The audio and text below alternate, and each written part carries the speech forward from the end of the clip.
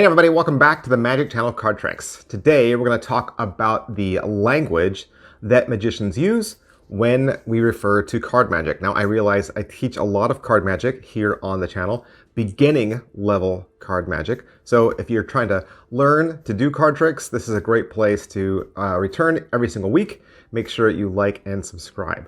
Now I realize a lot of magicians, they speak in code, right? You might even notice that when you watch shows like Penn and Teller Fool Us.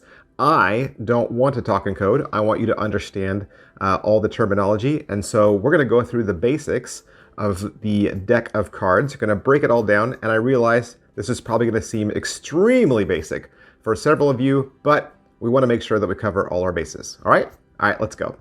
All right, so right at the beginning, before the cards even come out, this is called a tuck box or a tuck case.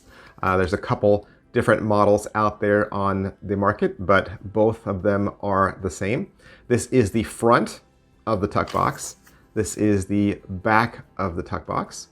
And this right here that you break to get the cards out, this is called the tuck seal.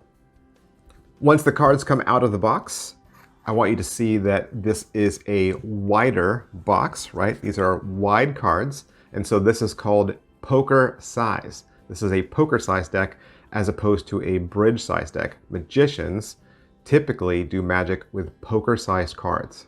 In a standard deck of cards, there are 52 cards and 2 jokers. Sometimes in your deck, you will also get 2 advertisement cards. We don't usually keep those. They make great bookmarks or we throw them away. Next, in a deck of cards, you have 4 suits. We have clubs, hearts, spades, diamonds. Currently, I have these in chased order. Magicians call this chased order because it follows suit. C, H, S, D. Clubs, hearts, spades, diamonds, chased.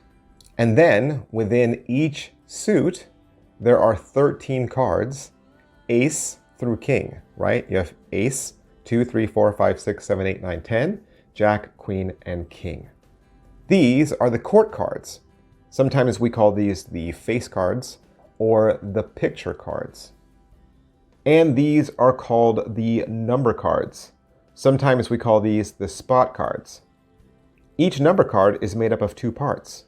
These are the pips, and the number in the corner is called the indice. Most magic and learning magic tricks begin in dealer's grip.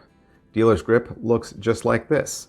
I have my 3 smallest fingers on the side of the deck, my thumb resting against the opposite side, and my first index finger holding the cards so that nothing moves. You should be able to hold the deck in your hand and have nothing slide around. And don't worry if you think that your hands aren't big enough. The more you practice, the more this will feel comfortable to you. When we say cut the cards, we mean like this. When we say complete the cut, that means to pick the bottom up and place it back on the top. Cutting cards to the table looks exactly the same. You lift them up out of dealer's grip, cut them to the table, and then complete the cut.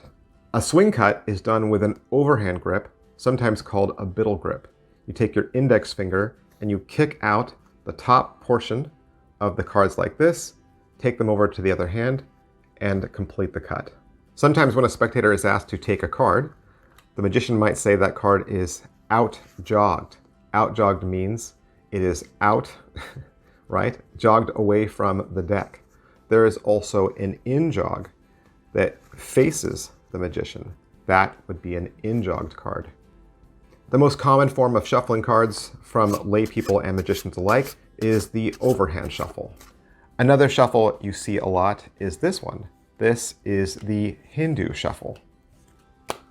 Splitting the deck in half and pushing the ends to meet each other like this. This is a weave shuffle.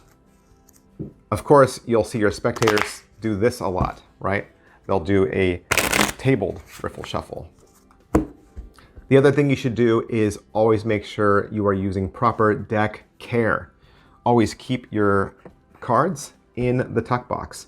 When you're going to practice magic or you're ready to perform, make sure that you wash your hands with soap and water. That'll keep all the white edges nice and clean. If you were using a deck where the edges are starting to get a little brown and a little discolored, that means it's time to go out and buy yourself a new deck. Also, if your cards ever drop on the ground outside or they ever get dirty, that's another good indication that the air cushion finish that's on the cards is going to be a little compromised, and that also might be a good reason to go out and buy a new deck. Well, I hope that helps at least get through some of the terminology. And if you guys have any questions about anything at all pertaining to this video, just comment down below and I'll do my best to answer you. Make sure you like, subscribe, and follow, and I'll see you guys next week. Bye.